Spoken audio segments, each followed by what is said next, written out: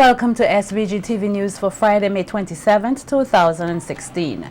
I am Jennifer Richardson with the details. A high level of frustration was displayed in front of the High Court earlier today as the ongoing election petition case brought by the New Democratic Party, the NDP, against the ruling Unity Labour Party, the ULP, and the Electoral Office was again adjourned. The matter has been suspended until June 16, 2016, after notices were not published in the newspapers and gazette under the law. The court also had to serve notice on lawyers on the date of hearing of the petitions. Graham Ballas, lawyer for the respondents, the ruling Unity Labour Party and the Electoral Office, says these provisions are mandatory. He says that process of justice is being carried and is confident that his clients will be victorious. Under the law, the court had to serve notices on the lawyers of the date of hearing of the petitions. That one, it was supposed to be published in the newspaper and in the government gazette. That wasn't done. These provisions are mandatory, and if they're not done, then the petition cannot be heard. So what does this mean for justice and for the case? What does it mean for justice? All it means is that my clients, the respondents who lawfully and validly won the elections in Central Leeward and North Windward, would have to wait until the 16th of June for justice. Queen's Counsel Stanley Stocky John also expressed confidence that the hearing would go in their favor. Because the rules require that the trial date should be published before it can occur, he was forced to adjourn the matter. He has set the 16th and will return on the 16th. And what does that mean for the case itself? What does that mean for the case? The position is the same as it was when he last adjourned it. I had asked then for directions, our team had asked for directions, and he indicated he would be given no directions. We have asked again for directions, and he indicated he would be given no directions, that the situation remains the same as it was on the last occasion. And do you feel that, you'll be progressive in this case sometime? Justice will be carried out? Well, that is a matter to be seen. We are doing our job as lawyers, and we have brought the case. We have put the case before the court, and it's a matter for the court to act. Here's a glimpse at what transpired today and what some of the persons had to say.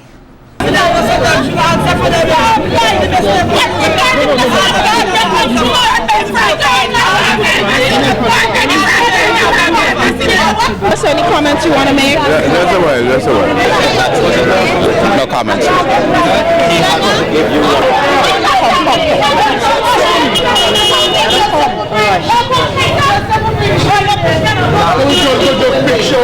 I'm fed up with this put off every minute. I want to hear the case. What is a dark show? I get fed up and trust me, getting fed up. I am not a wrong person where the law is concerned, but this putting off, I can't understand what's really going on in St. Vincent. I believe it's because we have evidence against them while they keep on putting off the court. So a court of law should consider the tensions in society here and don't just blank people this morning and think, well, you put a case off. What could be more of great concern than taking into consideration the division in society today and resolve the matter? This is a matter that's in process now for 6 months. I am not going to be speculative that it is a clerical error. At best, it has to be administrative incompetence or bungling. It can't be clerical error. Justice delayed is justice denied. The publications, they want to put in the newspapers and that sort of thing. Let people know what's happening.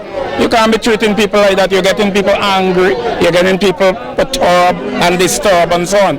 And today we come to court again. This thing, they bring in the situation, but some situation was not done. And if they're doing this thing here, what is going to happen when another time come and another time come? President of the St. Vincent and the Grenadines Teachers Union, Oswald Robinson, says teachers of the Canoan Government School have the right to stay away from the academic institution if it is deemed structurally unsafe. Robinson says under the decent work agenda of the International Labour Organization, the ILO, the educators at the school on the Grenadine Islands have the right not to occupy the building which, through the teachers' union's own investigation with engineers, have deemed the structure hazardous. It has implication for the decent work agenda as instituted by the ILO, the International Labour Organization, of which St. Vincent and the Grenadines is a signatory. So if your working condition is considered to be reasonably unsafe, or in some cases unhealthy, you as a worker has a right to remove yourself from that environment. So the St. Vincent and the Grenadines Teachers Union would have assessed the situation, having consulted with experts, people in the field, examined the building. We have listened to our teachers. They have been there having the experience, and we have made a statement to ask the teachers to stay away from the building because it is declared structurally unsafe. Robinson further expressed concern of the instructional time being lost due to classes being held outside the school, as according to him, teachers are afraid to enter the building. He called on the ministry to find an alternative building to house the students and the teachers. We are also asking the parents to cooperate in the interest of the safety of your students, your children, to keep them away from the building. We are calling on the Ministry of Education to find alternative venue or venues, because this has implication for loss of instructional time.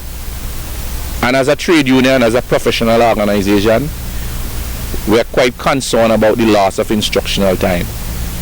So the onus now is on the Ministry of Education to implement that decision, because the Minister of Education would have, on his visit to Canoan, went ahead and sought alternative venues. And if that is so, there has to be a problem. It is important that leaders and stakeholders in disaster management put the necessary mechanisms in place to not only sensitize themselves but also the general public. With this in mind, a meeting comprising of the chairpersons and deputy chairpersons of the National Emergency Management Organization, NEMO's subcommittees, was held here today prior to the start of the 2016 Atlantic hurricane season, which begins on June 1st. The event featured an audit conducted by Prime Minister Dr. Rav Gonsalves to assess the readiness of the various subcommittees in the event the country is impacted by disasters such as tropical storms, hurricanes and floods. There was also a presentation on the new Standard Operation Procedures, the SOPs, for the National Emergency Operations Center. Dr. Gonsalves, who also chaired today's event, took the opportunity to commend the work of all stakeholders in disaster management here over the years. He further solicited their continued support despite criticisms and drawbacks, noting that they can only grow from strength to strength. I want you to know that I appreciate very much the work you do, and you save lives.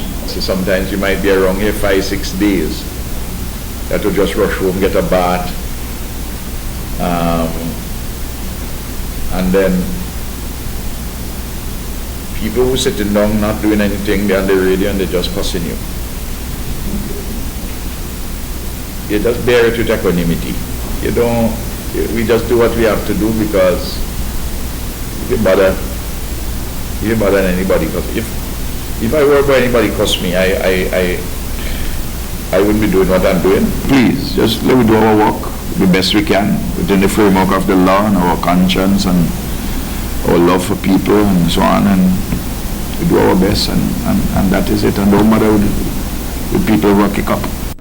And efforts are being made to improve the relationship between the Red Cross and the National Emergency Management Organization, NEMO, for a more harmonious relationship to provide better services to the Vincentian public. Speaking at a workshop earlier this week, Disaster Coordinator of the Red Cross Society, Julia Simmons, said it is of vital importance for all emergency aid agencies to exercise clear communication in working for a common goal. Each year, NEMO puts on various workshops to help communities, persons on the disaster plan committees understand what their roles and responsibilities are, learn from past experiences from the previous year, and to ensure that we understand what we are expected to do and what can be done to help if it does happen again or if it steps up to another level. We must be efficient in our work in disaster response and mitigation. By this, we must ensure that we are educated of the disaster management process and what our roles and responsibilities are. Simmons urged participants to take the initiative to educate their community members of what they learned during the workshop, which was geared towards the preparation for the 2016 hurricane season by reviewing the disaster response plan and hurricane contingency plan. Meantime, Director of NEMO Howie Prince reminded the workshop's participants that the region is approaching yet another hurricane season, and Vincentians should take a keen interest in the protection of their lives and properties. There is a need for coconut farmers and stakeholders to think of ways in which they can reinvest in the industry, which will in turn foster a stronger, more resilient coconut sector. That's according to Chief Agriculture Officer Ashley Kane in his address at the launch of a two-day workshop on coconut water value chain for stakeholders. The workshop forms part of the capacity building in support of the development of coconut water and composite flour value chains in SVG project by the Ministry of Agriculture in collaboration with the Food and Agriculture Organization, the FAO, which seeks to promote job and investment opportunities in the coconut water and composite flour sectors. Noting that the workshop will showcase methods and concepts which are beneficial to adding value to the industry, Kane said persons must see it fit to capitalize on opportunities to not only gain finance and develop the nation's economy, but also their health. Coconut water, I don't think that it is fattening in the way that those special drinks are that full of sugar and so on. So for us, developing this concept and developing the capacity for us to have coconut water, bottles and other products and so on is a very important part, or should be seen as a very important part for the long run in terms of our health as a nation, and particularly for the young and those who benefit from the different attributes that which coconut brings. Kane said he hopes to see the revitalizing of coconut farms across SVG as they have been able to flourish in past years. He encouraged participants to get more involved in the overall cultivation and production of coconut so as to ensure the greater development of the industry. Can we plant coconuts again as part of an integrated cropping system in these areas?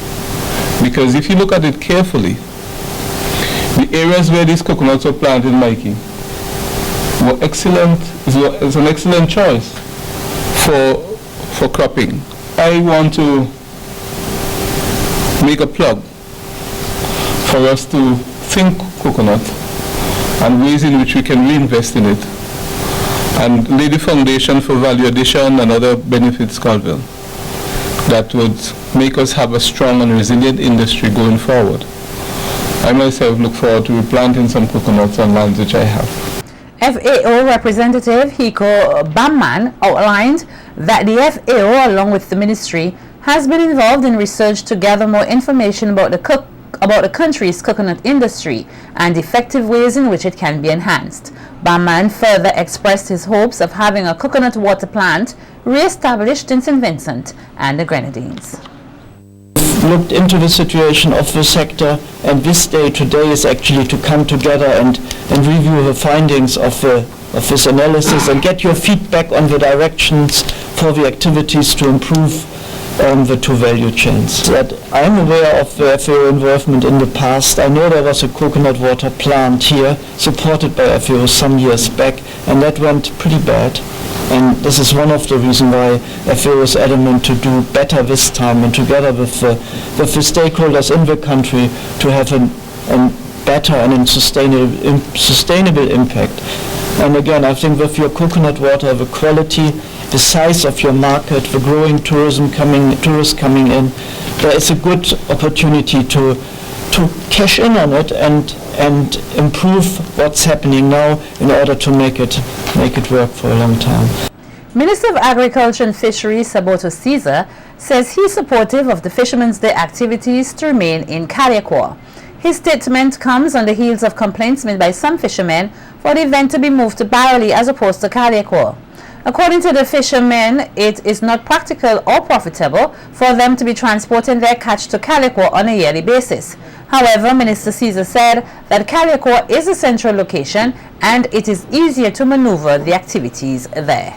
It would pose a lot of challenges logistically if we move out of Caliacor. And the fact that we already have a geographical spread, it goes to show that we are ensuring that all the fishing communities are well integrated into the month of activities. We usually have the launch at Kingstown, and then we span throughout the country. The Fisheries Department will be holding further discussions with all fishermen to come to a mutual understanding on the matter. I observed and I was also advised that it was one of the biggest Fisherman's Day activities that we have had in a very long time. The turnout was spectacular. We had a significant increase in the catch on the day. Last year it was about 3,400 pounds. This year it was in excess of 7,000 pounds of fish. I think if you ask any reasonable person whether or not you'll get 7,000 pounds of fish sold easier in Caliacor as opposed to Barley, they may come up with a different view based on a particular understanding that will be different from mine. If there is an issue that arises about the sale of fish on the day, that there are other ways that we can address it outside of moving the location of the activity. The call is being made for parents to keep their children in tune with current affairs. This from leader of the Untold Calypso tent, Grantley Hyper Constance, who told SVG-TV News that this country's youths are oblivious to the events that are taking place around them. The veteran Calypsonian made a personal reference to his own family and stated that his children never look at the news. He added, this is just one issue that is contributing to the downfall of Calypso music. You ask a kid now about the political affairs in Dominica, he does not know. You ask him about the elections in the United States of America, you know, the presidency, the running out for presidency, and most of them don't even have a clue. Calypso just tell you who won the cricket game in 1984, you know, this kind of way. And this is things that is, as I say, it could impact negatively on our society if we don't know where we come from. Constance said this issue can be addressed by implementing a consolidated act in schools. If the Calypso Association say, well, they have 12 schools in Kingstown, and we are trying to venture into those schools, taking Calypsonians who are resourceful to this school to teach the children about Calypso writing and Calypso singing, the art form of Calypso. I think the children will build a love for it. It's just like when a child is born, he don't understand the taste in his mouth until he starts feeding he or she, and then they acquire the taste. It's just Calypso is like that. Police at the Major Crime Unit have arrested and charged Delcon Glasgow, a resident of South Rivers, for causing the death of Ojari Hooper of the same address on December 26, 2015. Glasgow is accused of inflicting gunshot wound to the body of Hooper on the date in question, during which time Hooper succumbed to the injury. Glasgow was yesterday taken to the Serious Offences Court, facing the indictable charge, to which he was not allowed to enter a plea. He was remanded into custody at Her Majesty's Prison until September 6, 2016, when the preliminary investigation is expected to commence. Police at the Criminal Investigation Department have arrested and charged Kirk Stapleton of New Montrose and Kyron Bowens of Otley Hall for the offence of robbery, which is said to have occurred at Rose Place on May 17 this year. Reports are that on the date in question, both men armed themselves with a firearm and approached Calroy Bruce of Clare Valley, during which time they pointed the firearm at him, putting him in fear and depriving him of EC $800. Stapleton and Bowens were escorted this morning before Chief Magistrate Rayshon Brown, facing the indictable charge, to which they were not allowed to plead.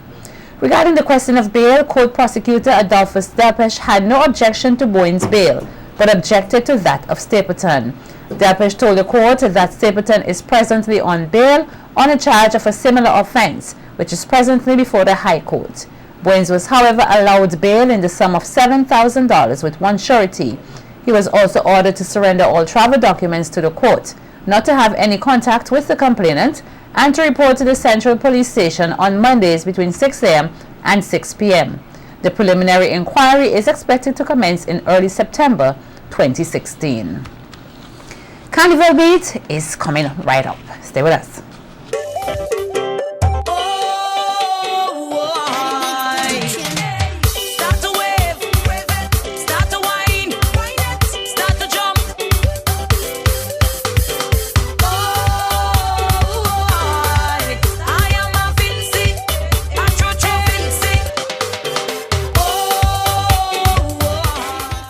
Welcome to Carnival Beat. The Royal St. Vincent and the Grenadines Police Force is once again pledging its commitment to ensuring the safety of all Vincentians and visitors alike for Vincy Mas 2016. Speaking at a media briefing early this week, head of the Public Relations Department at the RSVG Police Force, Inspector Hawkins Nanton, outlined that as a primary stakeholder in the showcasing of Vincy Mas, the RSVG Police Force is soliciting the continued partnership and cooperation of the Vincentian public in the tackling of crime and violence during the festive season. We are encouraging our citizens to be responsible and to adhere to every security measure given for your own protection. We encourage you to settle all disputes amicably, avoiding conflicts which can actually lead into fights. Kindly appeal to you to park your vehicles in lit areas. We ask you to remove valuable items such as laptops, cell phones from your vehicles when you are leaving them. We ask you to have someone accompany you to your vehicle so that you will be able to deter someone who is out there ready to prey upon you.